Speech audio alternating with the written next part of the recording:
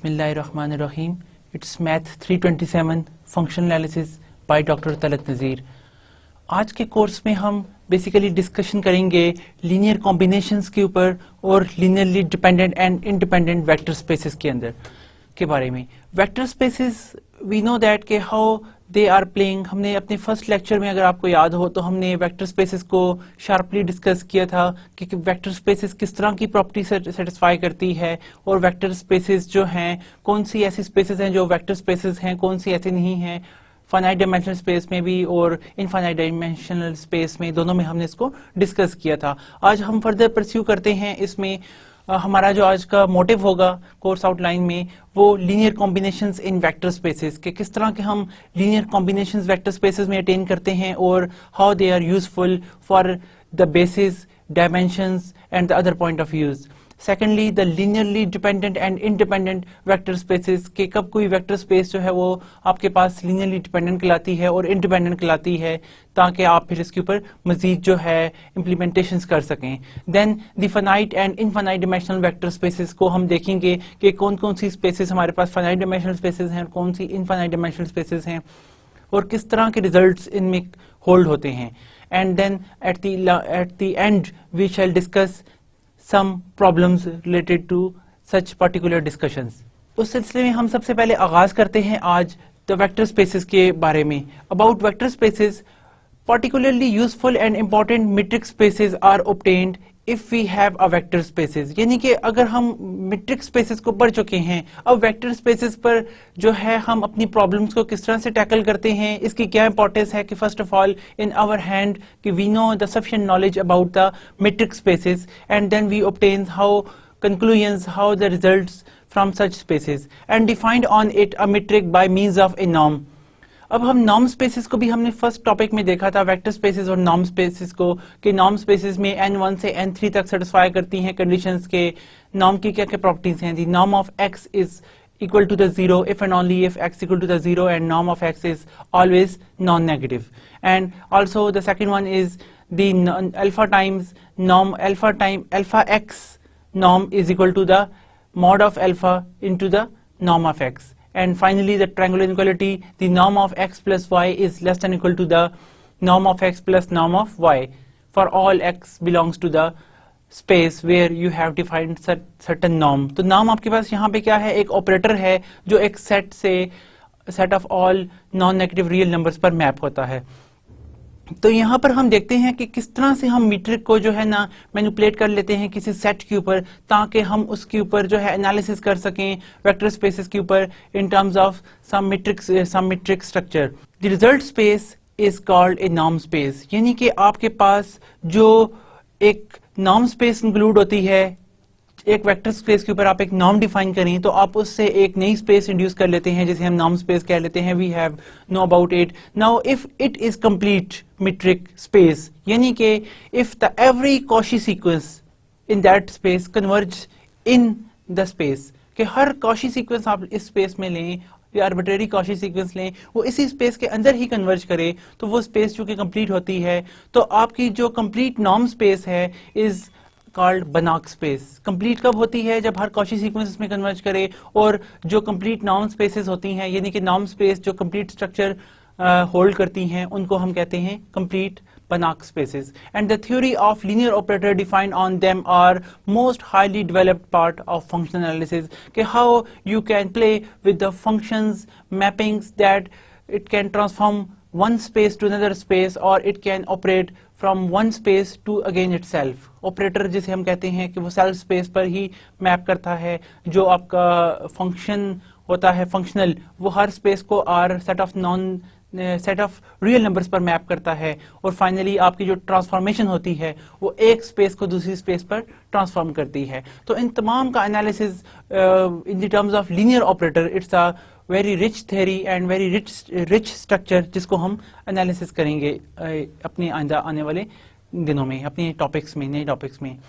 तो अब हम इसमें बात करते हैं वेक्टर स्पेसेस की, कि वेक्टर स्पेसेस जो है ना, it's played a very important role in many branches of mathematics like in calculus, in linear algebra, जहां पर आप देखते हैं कि how the requirement of vector spaces है जिसकी मदद से हम उसके ऊपर बहुत सारे स्ट्रक्चर्स को स्टडी करते हैं। और एंड इट्स एप्लीकेशंस कि आपके पास लीनियर सिस्टम है चाहे या मैट्रिसेस का सिस्टम है, किसी तरह भी की भी आपके पास ना एक वेक्टर स्पेसेस है, उसके ऊपर आप इम्पोर्टेंट जो है वो स्ट्रक्चर जो है वो डेवलप करते हैं।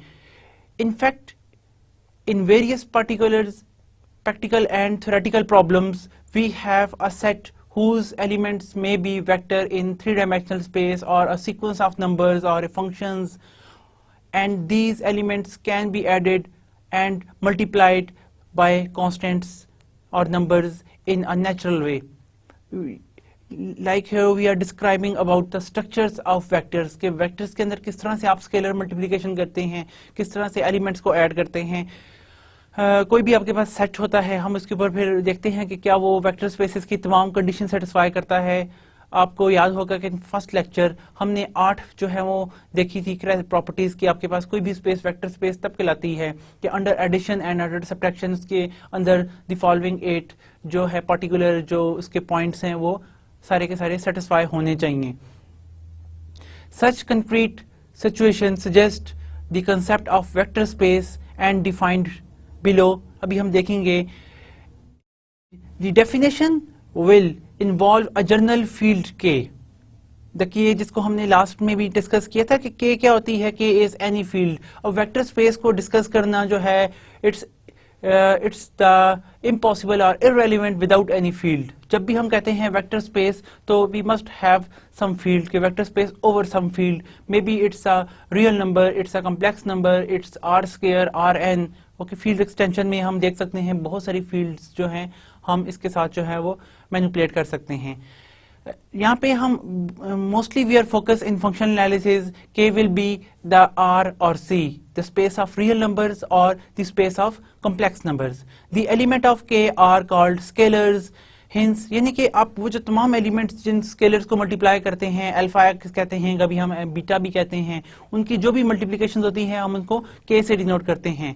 Hence in our case they will may be either real और complex numbers. So we shall start now about the little more about the vector spaces. A vector space और linear space, इसको कभी कभार linear space भी कहते हैं, over a field K is a non-empty set X of the elements X, Y up to so on called vectors। यानी कि vector space जो है एक vectors की calculations, vector की collection होती है, एक class of vectors होती है जो कि together with two algebraic operations, दो तरह के algebraic operations इस पर डिफाइंड होते हैं for additions and subtraction, additions and multiplication के। Those operations are called vector addition and multiplication of vector by scalars, that is by element of k। Mean के आप जब किसी भी स्केलर से मल्टीप्लाई करते हैं तो आप k का कोई एलिमेंट लेके उसको मल्टीप्लाई करें तो वो एलिमेंट दोबारा उसी स्पेस के अंदर होना चाहिए। जब दो एलिमेंट्स को ऐड करें, दो वेक्टर्स को आपस में ऐड करें तो वो एलिमेंट भी अपनी स्पेस के अंदर ही होना चाहिए। इस तरह की जो कंडीशंस हैं ये वेक्टर स्पेस में होल्ड करनी होनी चाहिए। अब कौन सी दो इंपॉर्टेंट जो है हमारे पास यहाँ पे ऑपरेटर्स हैं, एक तो वेक्टर्स एडिशन का ऑपरेटर के एडिशन ऑपरेटर और दूसरा स्केलर मल्टीप्लिकेशन ऑपरेटर। तो जो वेक्टर एडिशन है associated with every order pair x y in vectors a vector x plus y. Mean यहां पर देखें x और y दो वेक्टर्स के एलिमेंट्स हैं। If you are taking x plus y तो ये इनका सम होगा और ये सम जो है वो they must be belong to the such space called the sum of x and y in such a way the following properties must be hold। The vector addition is commutative and associative, यानी कि ये commutative और associative law हमेशा hold करने चाहिए under addition that x plus y is same as the y plus x and x plus y plus z is same as x plus y and then plus z। Furthermore, there exists a zero vector called a zero vector for every number x। There exists minus x such that for all vector space we have x plus 0 equal to the x and x plus the minus x equal to the 0। एक बहुत important बात vector spaces के लिए कि जब आप किसी space को देखते हैं और आप कहते हैं कि ये वेक्टर स्पेस है कि नहीं, सबसे पहली बात यहाँ पे आप देखेंगे इसमें जीरो मौजूद है। जीरो यानी कि अब देखें आर में जीरो जो है जस्ट जीरो होता है, आर स्क्वायर में जीरो जो है वो ओरिजिन होता है 0 0, आर क्यूब में इट्स 300, Rn में n00, इसी तरह हर स्पेस में स्पेस ऑफ सीक्वेंसेस में आप लेते हैं एलपी स्पेसेस, वहां पे आपके पास सीक्वेंस होता है 00 कांस्टेंट सीक्वेंस। तो ये तमाम आपके पास जीरोस कहलाते हैं। हर स्पेस के अंदर वेक्टर स्पेस तब होती है कि उसके अंदर जीरो वेक्टर लाजमी मौजूद हो, कि आप उसको ऐड भी करें हर वेक्टर के साथ तो दोबारा जो आप x के इक्वल ही आए, किसी भी वेक्टर में आप इसे ऐड करें, then you again obtain the x। And also for every element there exist the additive inverse, हर एलिमेंट का एडिटिव इनवर्स भी इसमें मौजूद होना चाहिए, कि आपके पास अगर आपने वो जो वेक्टर ऐड किया है, आपके पास वो जो वेक्टर है, आप उसमें एक ऐसा वेक्टर ऐड करेंगे आपके पास इक्वल टू 0 वेक्टर आ जाए, तो वो क्या होगा, उसका एडिटिव इनवर्स होगा। फॉर इंस्टेंस कि you have some x, so you must have some minus x that is equal to the 0। इस तरह के कंक्लूजन्स जो है अंडर एडिशंस हमारे पास वेक्टर स्पेसेस में होल्ड होने चाहिए।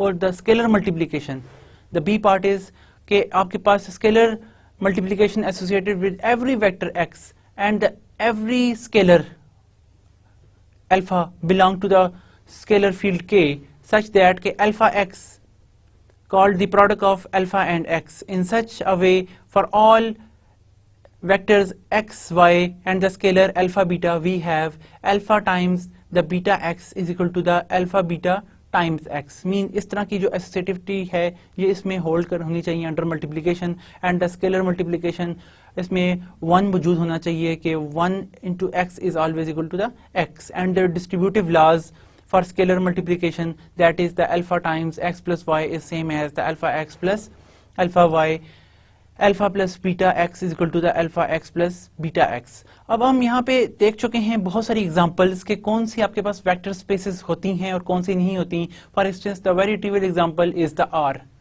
The space of real numbers is a good example of vector spaces. वो ये तमाम प्रॉपर्टी सेटिस्फाई करती है कि आप इसमें स्केलर मल्टीप्लिकेशन भी कर सकते हैं, हर एलिमेंट का एडिटिव इनवर्स भी मौजूद है, जीरो भी उसमें मौजूद है आपके पास। इसी तरह आप स्केलर से मल्टीप्लिकेशन करें तो आपके पास ये डिस्ट्रीब्यूटिव लॉज भी होल्ड करते हैं, एसोसिएटिव लॉज अंडर एडिशन भी होल्ड करते हैं। तो इट्स मीन कि R is an example of the vector space. इसी तरह हमने Rn को देखा, फॉर एवरी n जो है Rn जो है इज अ वेक्टर स्पेस। और इसके बाद फिर हमने एलपी स्पेसेस को भी देखा, हमने बहुत सारी स्पेसेस, स्पेस ऑफ सीक्वेंसेस को भी हम डिस्कस कर चुके हैं, और हम different types of vector spaces को डिस्कस कर चुके हैं। और हमने ऐसी एग्जांपल भी देख चुके हैं कि जो वेक्टर स्पेसेस नहीं होती, कि किस तरह के आप जो दो ऑपरेटर हैं डिफाइन करें अंडर एडिशन एंड सब्ट्रैक्शन, कि आपकी स्पेस जो है वो नहीं रहती वेक्टर स्पेस।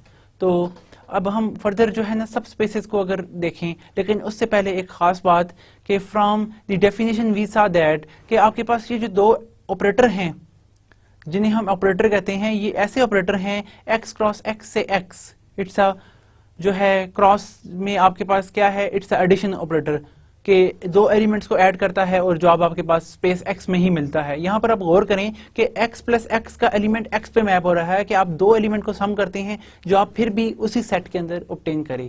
तो इससे हम कंक्लूड कर सकते हैं कि आपके पास for instance the set from 0 to 10 0 इसमें मौजूद है। क्या ये वेक्टर स्पेस है? The answer is no, because अगर आप यहाँ पर 10 और 1 को ऐड करें तो आंसर 11 आता है, जो कि मैप नहीं होता दोबारा x के ऊपर, जो कि 0 से लेकर 10 तक क्लोज सेट है। सो इट्स मीन दैट कि आपके पास जो वेक्टर स्पेस की जो पूरी एक चेन है, पूरी एक क्लास है, वो थोड़ी सी वास्ट होनी चाहिए। उसमें अंडर एडिशन यानी कि दोनों तरफ से वेक्टर्स होल्ड होने चाहिए, उनका हर एक का पॉजिटिव भी हर एक का नेगेटिव की भी, उनको सम करें तो आपके पास आंसर 0 वेक्टर मौजूद होना चाहिए। Now and whereas the multiplication of scalar is a mapping that is the k cross x to x।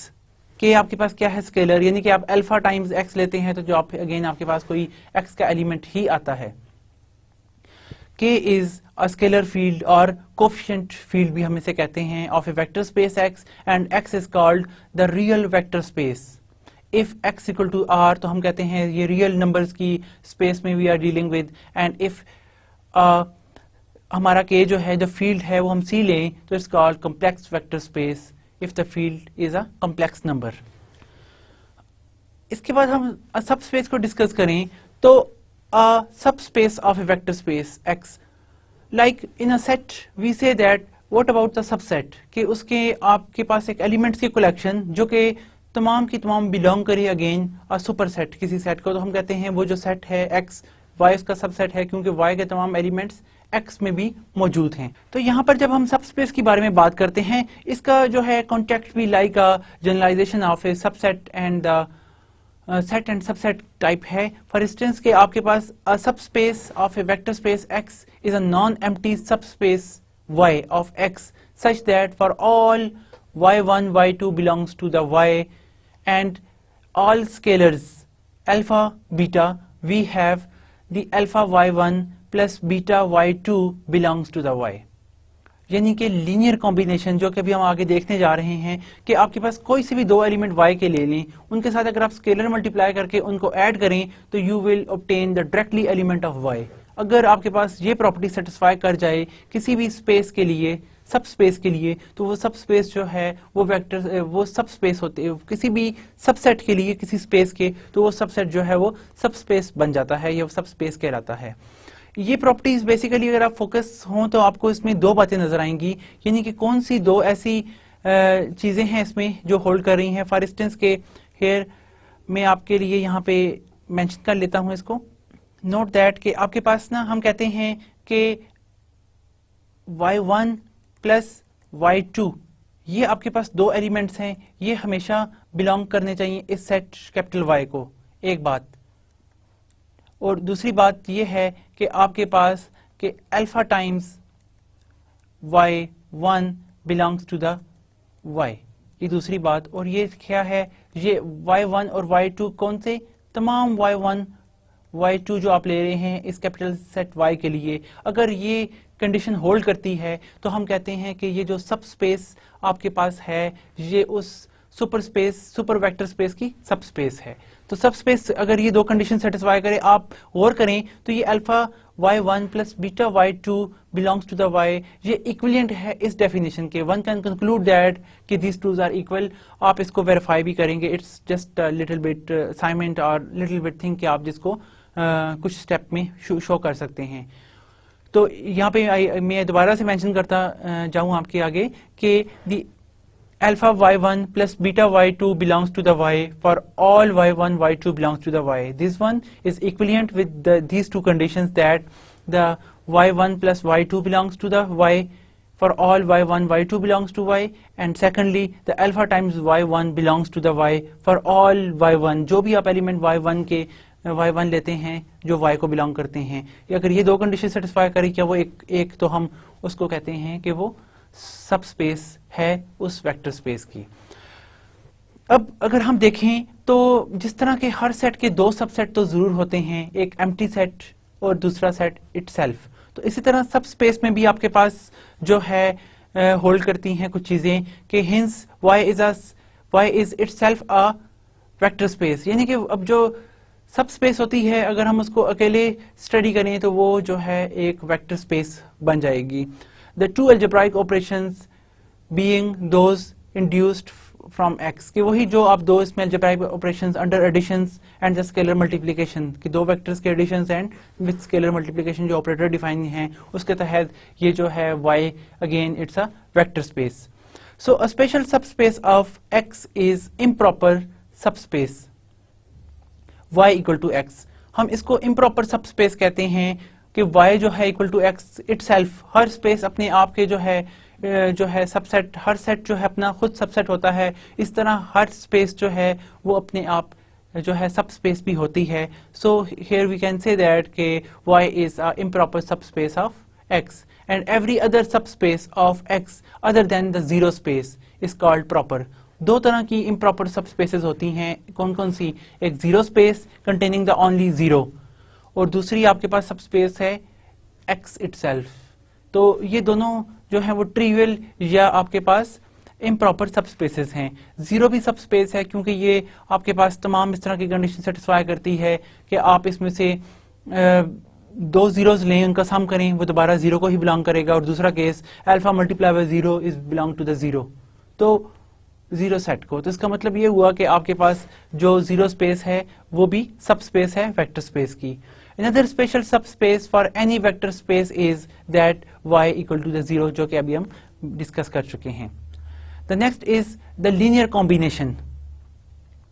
A linear combination of vectors x1, x2 up to xm of vector space X is an expression of the form alpha 1 x1 plus alpha 2 x2 plus up to so on plus alpha n xn, alpha m xm. This is called the linear combination where the coefficient or scalars are alpha 1, alpha 2 up to the alpha m. These are any scalar or the constants which we have known.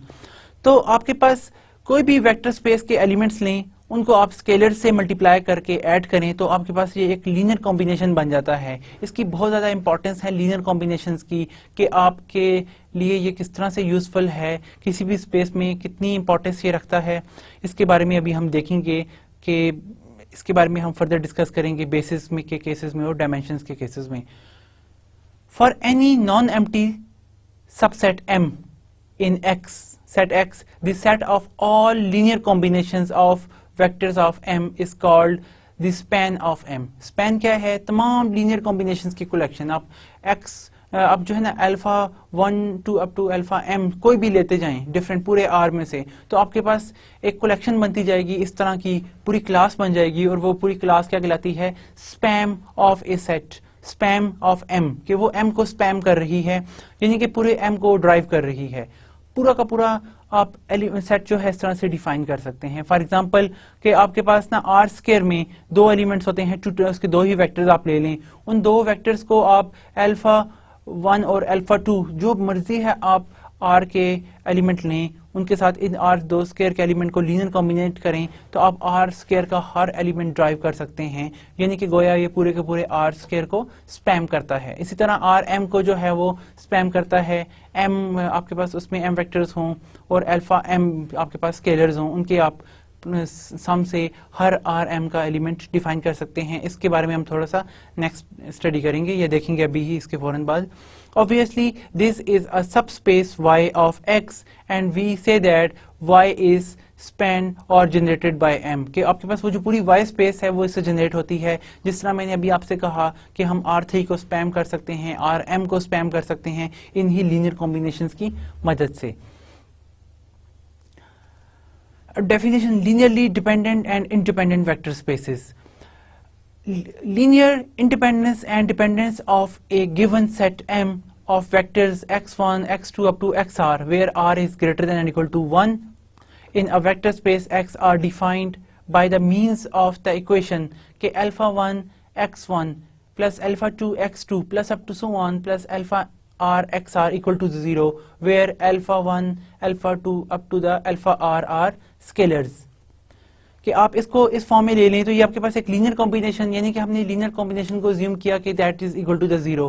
Clearly equation are आपके पास ये equation जिसको हम आई equation कह रहे हैं holds for alpha 1 alpha 2 up to so on equal to the alpha r and that is equal to the 0. के तमाम आप अल्फा आर की वैल्यूज जो है इक्वल टू 0 ले लें तो आपके पास ये इक्वेशन होल्ड करती है. Now the question is that Is there exist some others alpha i's, कोई एक और आपको कम से कम एक अल्फा आईज मिलता है जिसको आप इससे नॉन जीरो है और मल्टीप्लाई करते हैं तो आपके पास आंसर फिर भी 0 आता है. अगर तो इस तरह से है तो आपके पास ये स्पेस लीनियरली डिपेंडेंस होगी, लेकिन आपके पास सिर्फ एक ही चॉइस है अल्फा इस पूरी इक्वेशन को 0 करने की, यानी कि एक ही ट्रिवियल सोल्यूशन है इस होमोजीनियस इक्वेशन का कि आप तमाम alpha 1 alpha 2 up to alpha r को इक्वल टू 0 लेते हैं. तो उस केस में we say that it's a independent vector space. ये आपके पास ये जो वेक्टर्स हैं दीज वेक्टर्स और वेक्टर स्पेस जहां से आपने एलिमेंट लिए हैं it's a linearly independent. If this यानी कि हम कह सकते हैं if this is the only r tuples of scalars for which I holds then M is said to be the linearly independent, otherwise it's a linearly dependent. तो that is the आपके पास इसमें जितने भी ऑल टपल्स हैं वो सारे के सारे आपके पास नॉन जीरो हों. किस केस के लिए? डिपेंडेंट केस के लिए. An arbitrary subset M of Y is called linearly independent if every non-empty finite subset of M is linearly independent. कि आपके पास वो पूरी की पूरी जो सबसेट M है is called linearly independent कि आपके पास for every non-empty finite subset of M is linearly independent. Independent क्या है कि उनके linear combination equal to 0 हो सकते हैं if and only if the all alpha i's must be equal to the 0. तमाम के तमाम हमारे पास 0 हों. and in this way M is called the linearly dependent if M is not the linearly independent. यानी कि जो linearly dependent होता है वो independent नहीं होता, इसी तरह जो linearly independent होते हैं वो dependent नहीं होते, और इनकी काफ़ी importance है. For instance के a motivation of this terminology results from the fact that if M is a collection of the elements x1, x2 up to the xr is linearly dependent, at least one vector of M can be written as a linear combination of the others. For instance, if I holds with an alpha r not equal to 0, then M is linearly dependent, and we may solve that equation number I for x equal to r to get x r equal to the beta 1 x1 plus up to so on plus beta of r minus 1 x r minus 1. यानी कि अगर मैं इसको यहाँ पे आपके सामने express करूँ तो इसमें इंपॉर्टेंट बात ये है कि आपके पास सपोज दैट कि एक कलेक्शन है अल्फा 1 x1 प्लस इसी तरह हम कहते हैं the alpha 2 x2 plus up to so on plus the alpha n xn. हमने एक कलेक्शन ली n वेक्टर्स की और उनका हमने एक लीनियर कॉम्बिनेशन ऑब्टेन किया जिसमें alpha 1 alpha 2 up to alpha n are the scalars. ये हमारे पास स्केलर हैं. हम कहते हैं कि suppose that this sum equal to 0. अगर तो ये स्पेस लीनियरली डिपेंडेंट है. लीनियर डिपेंडेंट से क्या मुराद है कि तमाम अल्फा आईज जो हैं वो नॉट इक्वल टू 0 है, उसके लिए भी ये इक्वेशन होल्ड करती है. अगर तो तमाम अल्फा आईज आप 0 लें तब ही only for all alpha i's के लिए ये इक्वल टू 0 है, तो फिर तो हम कहते हैं it's a linearly dependent, linearly independent. लेकिन लीनियरली डिपेंडेंट है तो सपोज करते हैं कि आपके पास इसमें ना एक ऐसा भी आपके पास सपोज के देयर एग्जिस्ट एक हमारे पास ना कोई अल्फा जे है जो नॉन जीरो है और वो ये इक्वेशन को सेटिस्फाई करता है कि आप भले ही बाकी तमाम अल्फाज को इक्वल टू 0 ले लें, अल्फा जे आप नॉन जीरो लें, तब भी आपकी जो ये वाली ऊपर वाली इक्वेशन है जिसका मैं नाम रख लेता हूं दिस इक्वेशन से equation A, it's also satisfy. अब इंपॉर्टेंट बात इसमें यह है कि हम इसको फिर इसकी एक्सप्रेशन की फॉर्म में लिख सकते हैं. One can write here that के इक्वेशन नंबर ए से हम क्या कंक्लूड कर सकते हैं, दी अल्फा जे के साथ आपके पास जो एक्स जे होगा that is equal to the हमारे पास क्या आ जाएगा, one can write here the minus time alpha 1 x1 minus times alpha 2 x2. इसके बाद इस तरह आपके पास जो माइनस के साइंस है सारे के सारे, one can say that the minus times हमारे पास up to so on minus alpha n xn. हमने अल्फा जे वाली टर्म यहाँ पे रखी. अल्फा जे आपके पास यहाँ पे कहीं दरमियान में मौजूद है, यहाँ पे सेंटर में, तो हम अल्फा जे को इस साइड पे रख लेते हैं. और चूंकि हमारे पास अल्फा जे नॉन जीरो है तो अब हम इसको अगर डिवाइड भी करते हैं यहाँ से तो हमारे पास एक्सप्रेशन इस तरह की आ जाएगी, the alpha j x j is equal to the minus alpha 1 over alpha j x1 minus up to so on, और लास्ट टर्म हमारे पास जो आएगी minus the alpha n times alpha the j times xn. इस form में आ जाएगी. Here one can say that is like a xj is equal to some the beta 1 x1 इसको plus the beta 2 x2 plus up to so on plus the beta n xn. यानी कि हमने यहाँ पे वो जो वेक्टर नॉन जिसका scalar non zero है उसको बाकियों के लीनियर कॉम्बिनेशन की फॉर्म में लिख लिया. यानी कि बाकी जो वेक्टर्स हैं अगर हम उनको ऐड करें इस तरह से तो हमारे पास ये वेक्टर ऑब्टेन हो जाता है. तो इससे क्या हम कंक्लूजन लेते हैं कि जो बाकी ये वेक्टर्स हैं ये इनका सम करें या सब्ट्रैक्शन करें तो हमारे पास ये अल्फा जे वेक्टर आ जाता है. तो इसका मतलब ये हुआ कि ये सारे वेक्टर्स आपस में इंडिपेंडेंट नहीं है, इनका कुछ ना कुछ रिलेशन है, एक दूसरे पर ये वेरी कर रहे हैं, एक दूसरे के ऐड या सब्ट्रैक्ट से ऑब्टेन हो जाते हैं. अगर कोई एक भी उसमें दूसरों के साथ ऐड या सब्ट्रैक्ट करने से आ जाए तो इसका मतलब है कि वो सारे के सारी वो पूरी क्लास ही डिपेंडेंट है, क्योंकि अगर कोई सा एक भी डिपेंडेंट है तो इसका मतलब है दिस क्लास इज डिपेंडेंट. तो आप इस तरह से ये रिलेशन जो है उसको वेरीफाई कर सकते हैं, यहाँ जो कि हमने यहाँ पे कंक्लूड किया. इसके बाद हम finite and infinite dimensional vector spaces को डिस्कस करते हैं कि vector space X is said to be finite dimensional. हम फाइनाइट डायमेंशनल कब कहते हैं? If there is a positive integer n such that X contains a linearly independent set. आपके पास X जो है वो कंटेन करे linearly independent set of n vectors, कि n टोटल आपके पास इंडिपेंडेंट लीनियर वेक्टर्स जो है वो मौजूद हैं, where as any set of n+1 और more vectors of X is linearly dependent. कि आपके पास जो इंडिपेंडेंट सेट की चॉइस है वो सिर्फ n तक ही महदूद है, और जो ही आपने n+1 लिया वो सेट हो गए लीनियरली डिपेंडेंट, यानी कि वो जो आपने एक और वेक्टर उसमें ऐड किया वो तो वही वेक्टर है जो बाकियों को ऐड करके बन जाता है। तो इसका मतलब ये हुआ कि उस नए वाले को ऐड करने से अब क्लास ऐसी होगी जो एक दूसरे पे डिपेंड कर रही है, यानी कि उनको ही ऐड सब्ट्रैक्ट कर करके आप वो एलिमेंट जो है ऑब्टेन कर सकते हैं। सो इट्स मीन कि फाइनाइट डायमेंशनल स्पेस जो है वो लीनियरली इंडिपेंडेंट वेक्टर्स अपने अंदर अटेन करती है। इसी तरह हम कह सकते हैं n is called the dimension of x। वो जो n number of independent vectors आपके पास सिर्फ मौजूद हैं लीनियरली इंडिपेंडेंट, वो आपको बताता है कि व्हाट इज द डायमेंशन। तो डायमेंशन आपके पास जो होगी इसमें n डायमेंशन ही कहलाएगी इस केस में, and return that dimension of x equal to the n।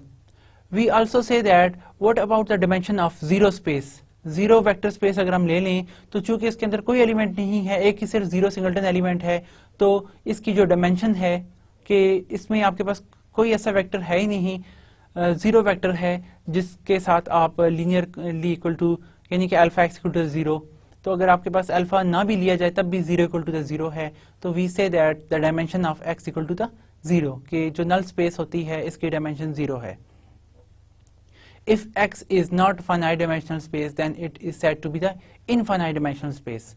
अब यहाँ पर हम अगर वेक्टर स्पेसेस को डिस्कस करते आए कि जिस तरह हमने यहाँ पे देखा कि व्हाट अबाउट द डायमेंशंस, तो आर स्क्वायर को ड्राइव करने के लिए दो एलिमेंट काफी होते हैं, यानी कि दो इंडिपेंडेंट एलिमेंट जो इसको स्पैम करते हैं, जो जिससे हम पूरी स्पेस को जो है वो जनरेट कर सकते हैं।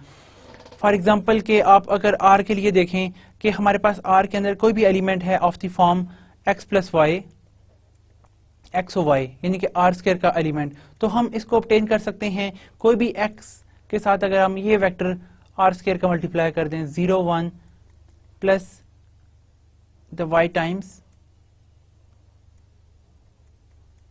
1 0 एंड 0 1, तो आपके पास यानी कि ये दो आपके पास वेक्टर्स ऐसे हैं जिनके हमने लीनियर कॉम्बिनेशन से ये एलिमेंट ऑब्टेन कर लिया। तो इसी तरह हम आर के लिए तमाम जो है ना एक्स वाई जो कि आर को बिलोंग करते हैं उनको हम इस तरह से सेटअप करके आर स्क्वायर का हर एलिमेंट जो है वो ऑब्टेन कर लेते हैं। तो इट्स मीन दैट कि आपके पास कौन से एक्स वाई लें, एक्स वाई की ये तमाम जो क्लास आपके पास बनेगी that span the set R square, ये आर स्क्वायर को स्पैन करती है। और कितने आपके पास लीनियरली इंडिपेंडेंट यहाँ पे वेक्टर्स हैं, यहाँ पे हमारे पास दो लीनियरली इंडिपेंडेंट वेक्टर्स हैं, कौन से 1 0 और 0 1। कैसे ये इंडिपेंडेंट हैं कि हम कहते हैं कि आपके पास लेट करते हैं कि alpha times 1 0 plus the beta times अब हमारे पास है 0 1 इक्वल टू द 0 0। यहाँ पे वेक्टर क्या है, आर स्क्वायर के एलिमेंट जो कि 2 टपल होते हैं, तो 0 0 ले लेते हैं। तो अगर आप इसको सॉल्व करें तो यहाँ पे आपके पास क्या आ जाएगा, दिस इंप्लाइज दैट अल्फा और यहाँ पे beta is equal to the 0, यानी कि इसका सोल्यूशन यूनिक है कि आपके पास सिर्फ अल्फा और बीटा की वैल्यू 0 0 लें तब ये क्वेश्चन सेटिस्फाई होती है।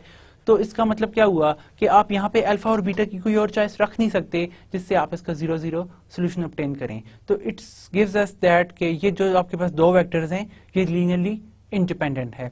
अब आर स्क्वायर में आप तीसरा कोई भी वेक्टर इसमें जब ऐड करेंगे या यूज करेंगे तो उस सेट में जो ही तीसरा आएगा वो इन दोनों से डिपेंडेंट होगा, क्योंकि आर स्क्वायर का हर एलिमेंट हमने यहाँ पे देखा कि इन दोनों से ड्राइव हो सकता है। तो तीसरा अगर आप जो लेंगे वो लाजमी से ड्राइव हो रहा होगा, तो इसका मतलब क्या हुआ कि वो जो तीसरा वेक्टर है वो इन दोनों की लीनियर कॉम्बिनेशन की फॉर्म में ऑब्टेन हो जाएगा।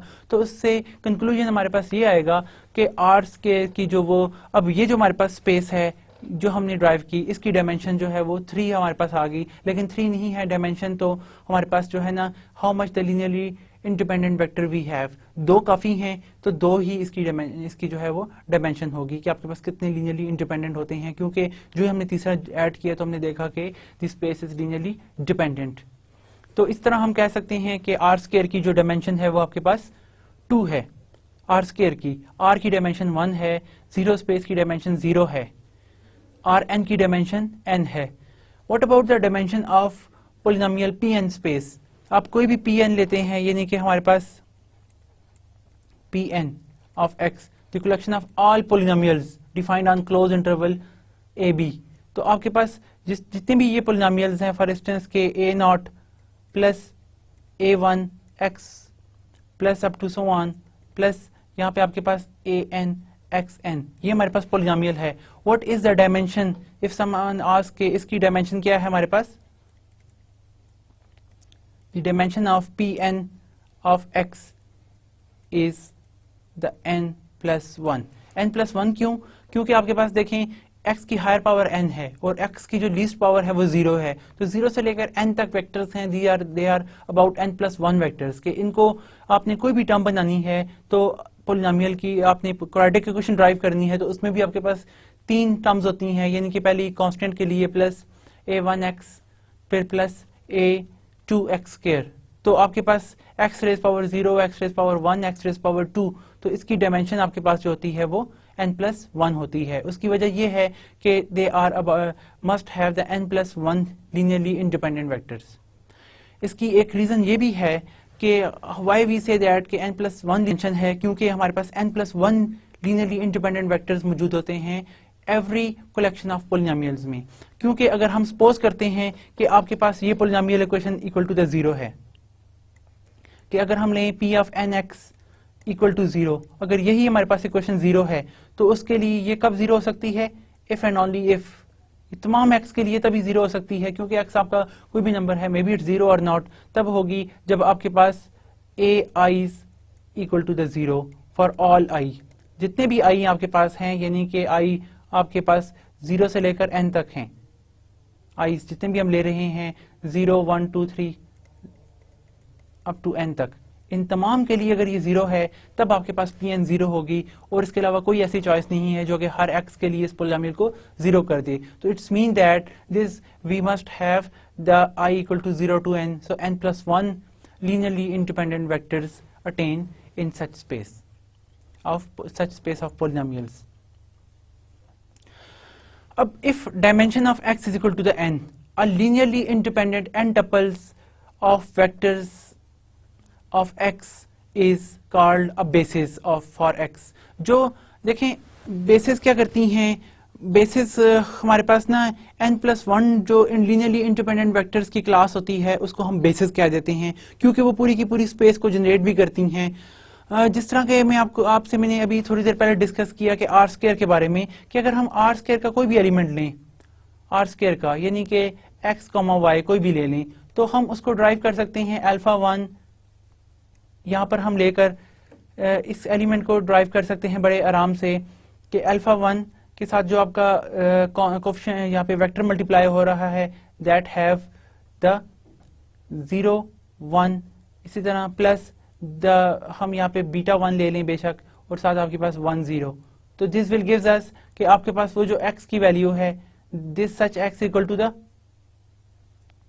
x जो है वो आपके पास आपको वैल्यू दे रहा है x equal to the alpha one, and similarly the y is equal to the beta 1। तो हमारे पास अल्फा 1 और बीटा 1 हर एक के लिए ये वैल्यूज बड़े आराम से अटेन हो जाती हैं। तो आर स्क्वायर का हर एलिमेंट हम इनसे जनरेट कर सकते हैं, और ये आपके पास है कितनी? There are only two in R square. तो आर स्क्वायर की डायमेंशन क्या है? 2। सिर्फ 2 वेक्टर्स ही काफी हैं आर स्क्वायर के हर एलिमेंट को ड्राइव करने के लिए, इसके अलावा नहीं, क्योंकि आप देखें कि आर स्क्वायर का हर एलिमेंट ड्राइव करने के लिए आप कौन सा स्केलर मल्टीप्लाई करें, तो आपके पास कम से कम 2 वेक्टर्स जरूर होने चाहिए, जिस तरह के 1, 0 और 0, 1, इनको हम बात करते स्टैंडर्ड वेक्टर्स भी कहते हैं या स्टैंडर्ड बेसिस भी कहते हैं। बेसिस क्यों? क्योंकि इनकी डायमेंशन 2 है, ये सिर्फ 2 ही हैं जो पूरे आर स्क्वायर को ड्राइव कर रहे हैं और आपस में लीनियरली इंडिपेंडेंट भी हैं। तो लीनियरली इंडिपेंडेंट आपके पास जो n टपल्स होते हैं जो पूरी स्पेस को स्पैम करते हैं, उनको हम कहते हैं they are the basis for such set. ये सेट की बेसिस है। बेसिस हमारे पास बहुत सारी और तरह की भी हो सकती हैं, यानी कि हमने यहाँ पे देखा 1, 0, 0, 1 बेसिस हैं, हम और काफ़ी सारी बेसिस भी देख सकते हैं। किसी भी सेट की जो है एक से ज़्यादा बेसिस भी एग्जिस्ट करती हैं। If E1 E2 up to En is a basis for x, आपके पास सपोज के वी आर इन Rn में डेफिनेटली आपके पास ना n उसकी जो है n डायमेंशन है, तो आपके पास n उसकी बेसिस होंगी, बेसिस के एलिमेंट्स होंगे. Every x belong to x has a unique representation as a linear combination of the basis vectors. कि हर एलिमेंट जो है वो आप देखें x कोई भी नंबर, वो आपको इसकी यूनिक रिप्रेजेंटेशन में मिलेगा. जिस तरह मैंने x और y को देखा, तो x और y जो है ना, आपके पास एक यूनिक रिप्रेजेंटेशन आपको इस तरह से मिलेगी. अब मैं अगर दूसरे वर्ड में आपको कोई किसी एग्जांपल से बताऊं, तो हम कह सकते हैं कि आपके पास कोई एलिमेंट है, फॉर इंस्टेंस के हेयर हम कहते हैं 5 एंड द -3. ये एलिमेंट इन बेसिस, ऊपर वाली जो बेसिस है, इनकी रिप्रेजेंटेशन में हम कैसे डिफाइन कर सकते हैं? One can say that the -3 times 0 1 plus the 5 times 1 0. आप 0 1 कहें या 1 0, वेक्टर आगे पीछे ऑर्डर का कोई इशू नहीं है यहाँ पे. तो आपके पास ये एक यूनिक रिप्रेजेंटेशन है कि आर स्क्वायर का ये एलिमेंट इस रिप्रेजेंटेशन में लिखा गया, और कोई ऐसी रिप्रेजेंटेशन है ही नहीं जो कि आप लिख सकें इन वेक्टर्स को यूज करके. यहाँ पे यही इंपॉर्टेंस हमने देखी कि आर स्क्वायर का या आर एन का हर एलिमेंट इनके लीनियर कॉम्बिनेशन की फॉर्म में यूनिकली रिप्रेजेंट होता है.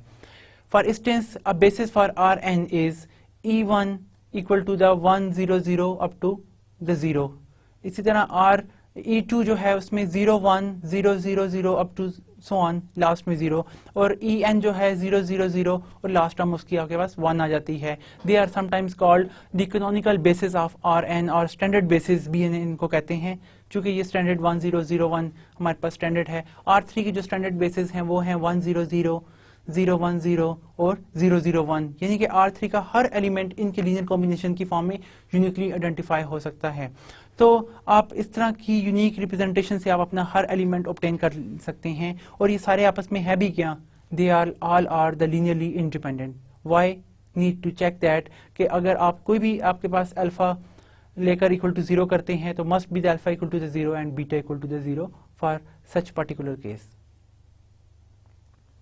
अब ये more generally if x is any vector space not essentially finite dimensional. अब अगर हम Rn से बाहर आते हैं, suppose we are in LP space और स्पेस ऑफ सीक्वेंस और the space of polynomial functions, तो वहां पे क्या है?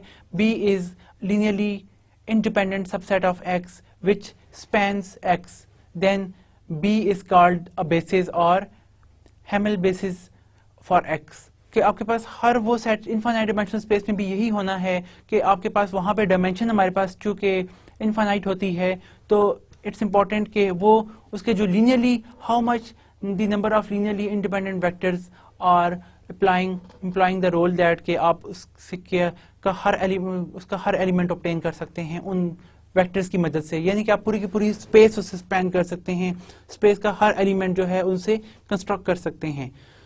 Hence, if B is a basis for x, then every non-zero x belongs to x has a unique representation. हमारे पास हर x जो है उसकी एक यूनिक रिप्रेजेंटेशन होती है, जिस तरह हमने यहाँ पे देखी इनफाइनाइट डायमेंशन स्पेसेस में भी यही result as such same hold करता है. As a linear combination of finitely many elements of beta with non zero scalars और कोफिशिएंट्स, जो कि नॉन जीरो हम इसमें कोफिशिएंट्स लेते हैं, they are some scalars. Every vector space x that is not a zero space has a basis. R square की basis हैं, R की बेसिस. अब आर की बेसिस क्या है? आर की बेसिस, चूंकि आर की डायमेंशन 1 है, तो आर यानी कि एक ही डायमेंशन है उसकी. आर स्क्वायर की 2 डायमेंशन हैं, आर 2 डायमेंशनल है आर स्क्वायर. तो आर की जो अगर आप देखें, one can ask you what about the basis for R, तो आर की बेसिस आपके पास क्या है? 1 इसकी बेसिस है आर स्क्वायर की, क्योंकि आपके पास एक एलिमेंट है जिसमें सिर्फ 1 ही मौजूद है.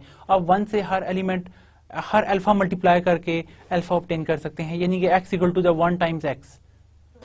सो बेसिस इस तरह आर स्क्वायर की बेसिस 2 हैं उसके, यानी कि उसकी डायमेंशन 2 है आपके पास. बेसिस यहाँ पे मैं जब कहूँ तो इसका मतलब है बेसिस के अंदर एलिमेंट्स जो हैं वो आपके पास 2 हैं आर स्क्वायर में. R3 में बेसिस के एलिमेंट्स की तादाद 3 है. बेसिस बहुत सारी भी हो सकती हैं, लेकिन अब बेसिस के अंदर नंबर ऑफ एलिमेंट्स कितने होंगे? आर स्क्वायर की बेसिस के अंदर नंबर ऑफ एलिमेंट्स सिर्फ एक ही है, 1. 1 एलिमेंट उसमें होता है क्योंकि उसकी डायमेंशन 1 है।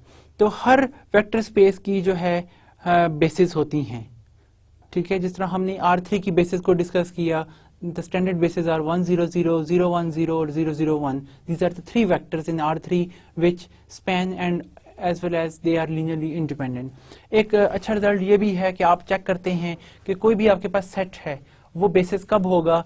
एक तो ये कि वो पूरे सेट के एलिमेंट्स जो हैं वो सारे एलिमेंट्स उस पूरी स्पेस को स्पैन करें, यानी कि R क्यूब है तो R क्यूब को स्पैन करें, वो 3 जो आपने वेक्टर्स लिए हैं, 3 या जितने भी लिए हैं। दूसरे नंबर पर वो वेक्टर्स आपस में इंडिपेंडेंट हों। तो अगर लीनियरली इंडिपेंडेंट भी हैं और स्पैन भी करते हैं तो वी कंक्लूड दैट कि आपके पास वो जो स्पेस है वो जो है वो जो एलिमेंट्स हैं वो बेसिस होंगे उस सेट के R3 के। अब यहाँ पे इंपॉर्टेंट बात यह है कि R3 की डायमेंशन 3 से ज्यादा हो नहीं सकती। अगर चौथा होगा तो जिस तरह हम कह चुके हैं कि वो फोर्थ जो होगा वो बाकियों की लीनियर कॉम्बिनेशन से बड़े आराम से ऑब्टेन हो जाता है। इस वजह से वो फिर उसमें लीनियरली इंडिपेंडेंसी नहीं रहती। तो लीनियरली इंडिपेंडेंट होने के लिए जरूरी है कि उसके अंदर सिर्फ 3 ही एलिमेंट इन्वॉल्व हों। इसी तरह 3 से कम भी नहीं हो सकती।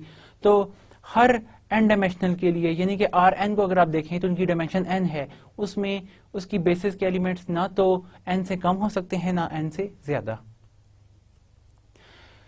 इन a finite dimensional case it is clear, यानी कि हम Rn से देख सकते हैं, R स्क्वायर R के हर के लिए हम देख सकते हैं।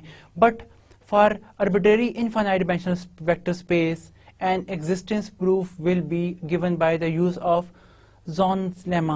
Zorn's lemma is a very important lemma which clarify that कि how you can say about the infinite dimensional vector spaces और उनकी basis के बारे में। वो हम Zorn lemma जो है अपने आने आने वाले lectures में स्टडी करेंगे और उसकी applications भी। लेकिन इसकी सबसे अच्छी implication ये क्या है कि infinite dimensional vector spaces के अंदर हमें existence देता है कि आपके पास कितनी basis हैं कि नहीं है, basis exist करती हैं कि नहीं करती हर सेट के लिए।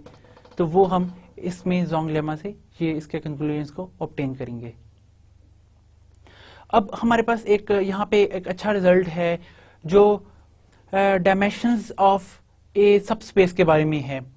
Late x be a n dimensional vector space, यानी कि फाइनाइट डायमेंशनल वेक्टर स्पेस है आपके पास। Then for every subspace y of x has dimension less than n, के कोई वेक्टर स्पेस है आपके पास n डायमेंशनल वेक्टर स्पेस, तो उसकी जो भी सब स्पेस होगी उसकी आप प्रॉपर सब स्पेस लें, यानी कि ना वो जीरो है ना वो इटसेल्फ है, तो उसकी बेस हमेशा is strictly less than n, वो n से हमेशा छोटी होगी, n से स्ट्रिक्टली लेस होगी। अब हमें पता है कि if n equal to the zero, कि आप जीरो स्पेस को ही स्टडी कर रहे हैं, तो जीरो स्पेस में तो x इक्वल टू जीरो आ जाएगा, यानी कि जो आपके पास नल स्पेस है उसकी डायमेंशन जो है वो जीरो होती है and has no proper sub space. इसका मतलब है this case is useless. So we must have discuss about some the space which have some non zero n, जिसमें n कोई नॉन जीरो हो। और इसी तरह इफ अगर आपके पास y dimension of y equal to zero है, तो उससे क्या होगा, इससे वी कंक्लूड दैट कि y जो है वो सिर्फ उसके अंदर एक ही एलिमेंट है जीरो, यानी कि वो जीरो वेक्टर उसके अंदर मौजूद है। तो इसी तरह फिर वो हमारे पास इम्प्रॉपर सबसेट बन जाता है। सो फॉर प्रॉपर सबस्पेस के लिए again the thing is useless. So we conclude that कि आपके पास x is not equal to y and also not equal to the zero space. So this implies that the dimension of x either equal to 1 और the greater than 1, यानी कि आपके पास space की dimension जो होती है वो हमेशा कोई नंबर होता है। तो हम यहाँ पे कहते हैं कि सपोज के हमारा वो जो नंबर है वो कोई n है जो strictly greater than and equal to 1 है। Clearly dimension of y is less than equal to the dimension of x, that is n, कि x की डायमेंशन अगर हमारे पास n है जो कि हमारी गिवन assumption है, तो y की डायमेंशन जो है वो less than equal to the x होगी। Now if the dimension of x were n, अगर x की डायमेंशन y की डायमेंशन भी अगर n के इक्वल होती जिस तरह के x की है, तो then we would have a basis of n, तो हमारे पास n के लिए जो है वो बेसिस ऑब्टेन हो जाती हैं, n elements which would also be the basis for x and hints the dimension of x is equal to the n, so that x equal to the y, and we again obtain that it's a इसका improper इसकी improper subspace बन जाती है हमारे पास y जो है x की। तो वी मस्ट हैव के this shows that any linearly independent vector space x in x must we have fewer than n elements and hence the dimension of the space y is strictly less than the n। तो हम यहाँ पे discuss कर रहे थे कि अगर आपके पास if y is a improper subspace of some set x, x के लिए ये improper subspace है और x की आपके पास डायमेंशन जो है वो n की इक्वल है, then the dimension of y is strictly less than the x and the dimension of x which is equal to the n, ये जो कि n के इक्वल है। हमारे पास ये रिजल्ट हमेशा इसमें होल्ड करेगा। So now we need to discuss some examples के describe the span of m। m आपके पास एक सेट है 1 1 1 जिसमें है 0 0 2, ये R3 के एलिमेंट्स हैं हमारे पास। अब R3 के जो एलिमेंट्स हैं इनमें हम देखते हैं कि किस तरह के आपके पास एलिमेंट्स इससे ऑब्टेन हो सकते हैं। फॉर एग्जांपल के यहाँ पर देखें R3 का आपका के पास हर एलिमेंट जो होगा वो must be into the form of x y z, यानी कि 3 टपल होगा। तो अगर हम अपनी इस फर्स्ट रिजल्ट को देखें कि हमारे पास कोई भी एक्स वाई जी अगर हम लेते हैं तो वो हम यहाँ से किस तरह से ऑब्टेन कर सकते हैं कि आपके पास यू मस्ट हैव यहाँ पे कोई अल्फा हम मल्टीप्लाई करें पहले वेक्टर के साथ 1 1 1 प्लस जो आपके पास यहाँ पे कोई बीटा इसके लिए एग्जिस्ट करेगा जिससे आप 0 0 2 ऑब्टेन करें। तो this will gives us what is the value of x. X की वैल्यू आपके पास क्या आ जाएगी, द अल्फा। y की वैल्यू यहाँ से क्या आ जाएगी, आप इसको सम करके ऑब्टेन कर सकते हैं, the value of y is again the alpha. और इसी तरह z की वैल्यू हमारे पास क्या आएगी, the value of z is the alpha plus the 2 beta. तो इसका मतलब क्या हुआ कि आपके पास ये इस तरह के एलिमेंट की स्पेस है जिसमें आपके पास x y z are of the form कि किस तरह के एलिमेंट को स्पैम करती है कि जिसमें पहला एलिमेंट और दूसरा एलिमेंट रिपीटेड हो और तीसरा एलिमेंट जो है वो उन दोनों के लीनियर कॉम्बिनेशन की सूरत में आए, यानी कि इस तरह के तमाम एलिमेंट्स की कलेक्शन जो है वो आपको ये स्पेस देती है। तो ये स्पेस ना तमाम इस तरह के एलिमेंट स्पैम करती है जिसमें पहला एलिमेंट और दूसरा एलिमेंट जो है वो सेम है, यानी कि 1 1 देन फिर जो आपके पास होगा नेक्स्ट उसमें 3 होगा 1 1 3, यानी कि एलिमेंट जो है इससे स्पैन हो सकता है। इस तरह -1 -1 3 हो सकता है, या आप अल्फा बीटा जो भी लें आर के एलिमेंट्स उनके लिए तमाम इस तरह के एलिमेंट को ये स्पेस जो है वो इनको ड्राइव करती है, स्पैन करती है। In problem number 2, which of the following subsets of R3 constitute a subspace of R3। कौन कौन सी यहाँ पे R3 की सबस्पेस हैं। सबस्पेस के लिए हमने एक इंपॉर्टेंट बात चेक की थी कि आप R3 के कोई भी एलिमेंट 2 एलिमेंट लें, यानी कि सपोज करते हैं x और y R3 के एलिमेंट हैं, ठीक है, दोनों 3 टपल्स होंगे। तो आपके पास alpha x plus beta y जो आप लेते हैं वो भी होना चाहिए किसमें मौजूद, R3 के अंदर मौजूद होना चाहिए। अब आप देखें कौन कौन सी ऐसी आपके पास ये कलेक्शंस हैं जो ये कंडीशन सेटिस्फाई करती हैं। For instance in the first one अगर आप गौर करें कि इसमें तमाम ऐसे एक्स मौजूद हैं जिसका फर्स्ट और सेकंड एलिमेंट सेम है और थर्ड एलिमेंट जो है वो 0 हो। अब आप इस स्पेस के अंदर से 2 एलिमेंट उठाएं, यानी कि आपके पास हम चॉइस ले लेते हैं जिसमें ईटा 1 = ईटा 2 है और ईटा 3 0 है, यानी कि हमने y एक एलिमेंट ले लिया ईटा 1 ईटा 2 जिसमें है और तीसरा एलिमेंट 0 है, यानी कि ईटा 3 = 0 है। y इज ईटा 1 ईटा 2 ईटा 3, जो ये कंडीशन सेटिस्फाई करता है ईटा 1 = द ईटा 2 while द ईटा 3 = 0। अब आप इनको x प्लस y को अल्फा से मल्टीप्लाई करके अगर आप ऐड करें तो वी कंक्लूड दैट कि ये अगेन कंडीशन सेटिस्फाई करेगा कि वो जो सम आएगा उसमें आपके पास ना द अल्फा जो कंडीशन आएगी the alpha time eta 1 = the alpha times eta 2 और ईटा 3 जो है प्लस ईटा 3 प्लस एक्साई 3 = 0 आ जाएगा, यानी कि ये आपके पास आराम से वो जो इन दोनों एलिमेंट का सम होगा वो R3 को यानी कि इस क्लास को बिलोंग कर जाएगा जो ये कंडीशन सेटिस्फाई करती है जिसमें ईटा 1 = ईटा 2 है और ईटा 3 = 0 है। ऑन दी अदर हैंड यानी कि हम कह सकते हैं कि A जो है वो आपके पास सब स्पेस है, क्योंकि वो ये कंडीशन सेटिस्फाई करती है। लेकिन दूसरी तरफ अगर आप देखें तो आपकी दूसरी जो प्रॉपर्टी है वो वेक्टर्स की सब स्पेस की कंडीशन सेटिस्फाई नहीं करती। मिसाल के तौर पर आप दो एलिमेंट लेते हैं क्लास में से, जो हमारे पास एलिमेंट है ना यहाँ पे आई से के आपके पास xi1 equal to the xi2 plus 1, ये हमने एक और एलिमेंट लिया इसमें से xi1 xi2 xi3। अगर हम एलिमेंट ऐड करते हैं, x जो है वो xi1 xi2 xi3 है 3 टपल, y जो है वो eta1 eta2 eta3 है। अगर हम इनको ऐड करते हैं तो इनके ऐड से हमारे पास जो नए एलिमेंट आते हैं, यानी कि कौन कौन से, दी xi1 plus eta1 xi2 plus eta2 और इसी तरह xi3 प्लस eta3, ये आपके पास एक नई कलेक्शन आती है। क्या ये भी इस तरह की कंडीशन सेटिस्फाई करती है कि हर एक आपका जो है ना xi1 प्लस eta1 वो इस तरह की फॉर्म में है कि that is the xi2 plus eta2 साथ plus 1? The answer is no, क्योंकि अगर यहाँ पे इनको आप सम करके देखें तो आपके पास इस केस में सम 2 आ जाएगा जबकि ये 1 होना चाहिए। ठीक है, यहाँ पे मैं कह सकता हूँ कि since this does not satisfy this one, ये आपके पास इसके इक्वल नहीं आएगा, क्योंकि ये इक्वल आएगा xi2 plus eta2, xi2 plus the eta2 equal two plus 2 की फॉर्म में आएगा। तो इसका मतलब ये है कि आपके पास ये जो स्पेस है वो वेक्टर स्पेस नहीं है।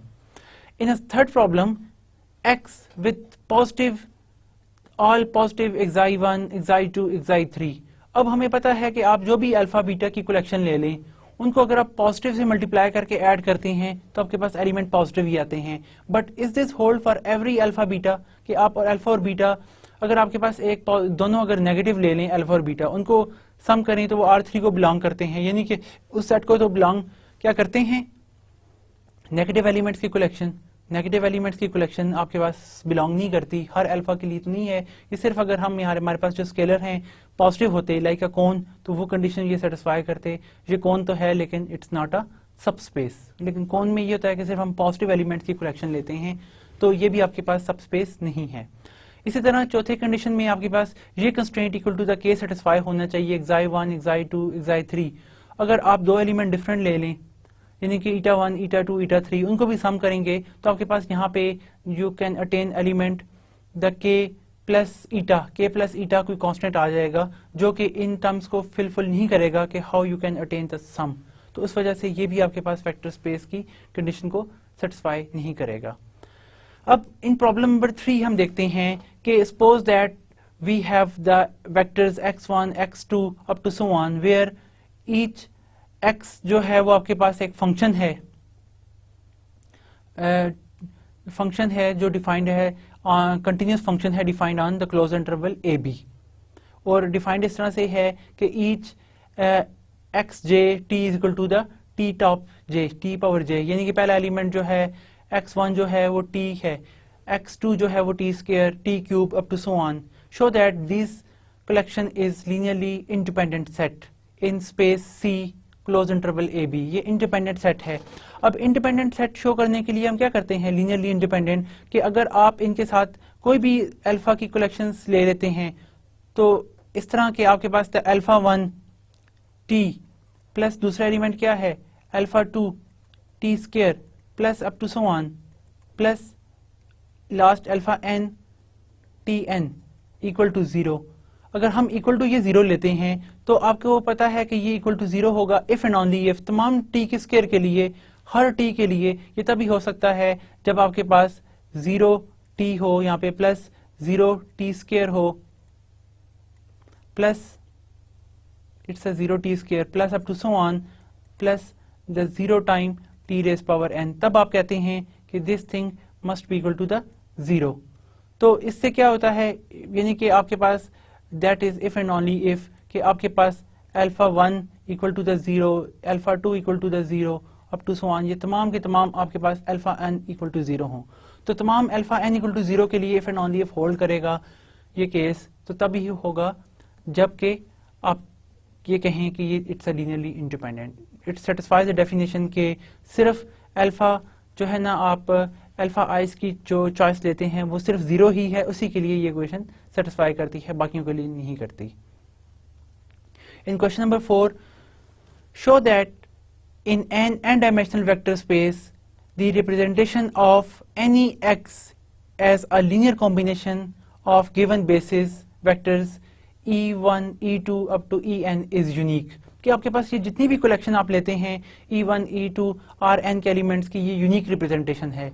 अब यूनिकनेस शो करने का हमारे पास एक अच्छा वे है एनालिसिस में कि हम सपोज करते हैं कि यूनिक नहीं है, कंट्राडिक्शन लेके कि आपके पास सपोज कि इसकी दो तरह की है कि देखें आप हर एलिमेंट इट सेज के जिस तरह आप x एलिमेंट लेते हैं ना, तो आपके पास हर एलिमेंट ना alpha 1 e1 plus alpha 2 e2 plus the alpha n en इस तरह की फॉर्म में है. हम सपोज करते हैं कि आपके पास हर एलिमेंट के लिए दो रिप्रेजेंटेशन है, x के लिए एक ये रिप्रेजेंटेशन है और दूसरी हम यानी कि we say here late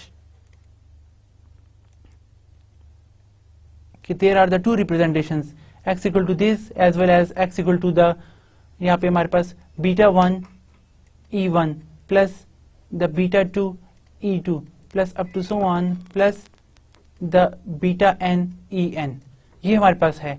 then since both are the x, so we conclude that alpha 1 e1 plus alpha 2 e2 plus up to so on plus the alpha n en is same as the beta 1 e1 plus the beta 2 आपके पास e2 plus up to so on plus the beta n en. So इससे हम क्या conclude कर लेते हैं, इससे हम ये कंक्लूड कर लेते हैं क्योंकि E आपके पास सारे के सारे लीनियरली इंडिपेंडेंट है, so this will gives us के beta 1 equal to the alpha 1, इस तरह alpha 2 equal to the beta 2 up to so on and alpha n equal to the beta n, यानी कि सारी की सारी जो अल्फा आईज हैं वो equal to the beta i's हैं and hence such a representation is unique. हम एक यूनिक रिप्रेजेंटेशन जो है वो अटेन कर रहे हैं. तो इस तरह के बहुत सारे रिजल्ट्स हम जो है इसमें ऑब्टेन कर सकते हैं. फॉर एग्जांपल के अब अगर हमसे कोई डिस्कस करे कि what are the basis of a matrix, आपके पास m कोई मैट्रिक है, m क्रॉस n मैट्रिक, हमें पता है. What about the dimension of this matrix, the dimension of this matrix is the m cross n, m multiply by n, यानी कि 2 cross 2 matric की डायमेंशन जो है वो 4 होगी. और अगर मैं आपको इंपॉर्टेंट इसमें एक चीज बताऊं कि स्टैंडर्ड बेसिस को अगर हम डिस्कस करें, standard basis for m 2 cross 2 matrix, तो वो कौन सा आपके पास इसकी स्टैंडर्ड बेसिस हैं, उसमें आपके पास जो मैट्रिक्स आती हैं 1 0 0 0, secondly 0 1 0 0, next one 0 0 1 0, and finally we have the 0 0 0 1. So ये हमारे पास 4 एलिमेंट्स हैं. क्योंकि इसमें देखें आपके पास डायमेंशन जो है वो 4 है, तो सिर्फ 4 ही हमारे पास लीनियरली इंडिपेंडेंट वेक्टर्स मौजूद हैं. ये सारे के सारे लीनियरली इंडिपेंडेंट हैं. मैंने शो कर सकते हैं कि अगर कोई अल्फा बीटा गैमा ईटा हम मल्टीप्लाई करें तो they all are must be equal to 0 अगर हम इसका सम इक्वल टू 0 लेते हैं.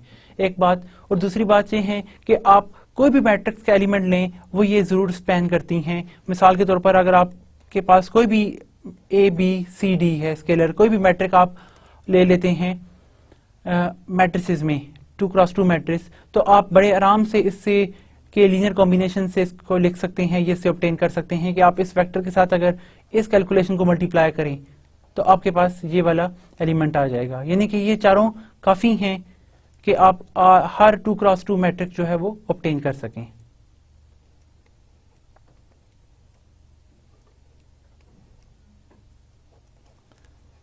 The D of 0 0 0 1. ठीक है. एक बात यानी कि हर एक को स्पैन करती है. दूसरी बात यानी कि this is the first thing I से, और जो मैं आपसे पहले कह चुका हूं कि ये लीनियरली इंडिपेंडेंट है.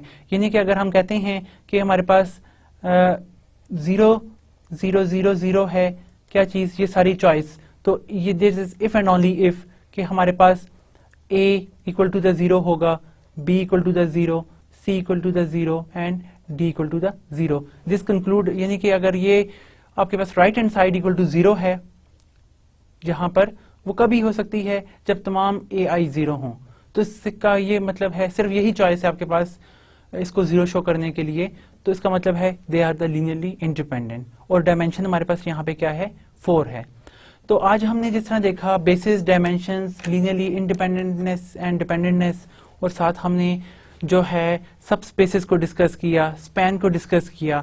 आप इससे रिलेटेड कुछ और प्रॉब्लम्स भी देख लें ताकि नेक्स्ट जब हम स्पेसेस के ऊपर मैप्स को डिफाइन करें तो द थिंग्स आर सुटेबल, और हम देख सके कि स्पेसेस में सॉल्यूशंस जो हैं वो एग्जिस्ट करते हैं नहीं करते, दे आर लीनियरली डिपेंडेंट और इंडिपेंडेंट। ये बहुत इंपॉर्टेंट होता है in the sense of linear algebra कि आपके पास यूनिक सॉल्यूशंस है, इनफाइनाइटली मेनी सॉल्यूशंस हैं, फाइनाइट सॉल्यूशंस हैं। तो इन तमाम के लिए हम देखेंगे नेक्स्ट आइंदा आने वाली प्रॉब्लम्स में हम जो है इनको इनकॉर्पोरेट करेंगे। Okay, thank you very much. अल्लाह हाफिज़।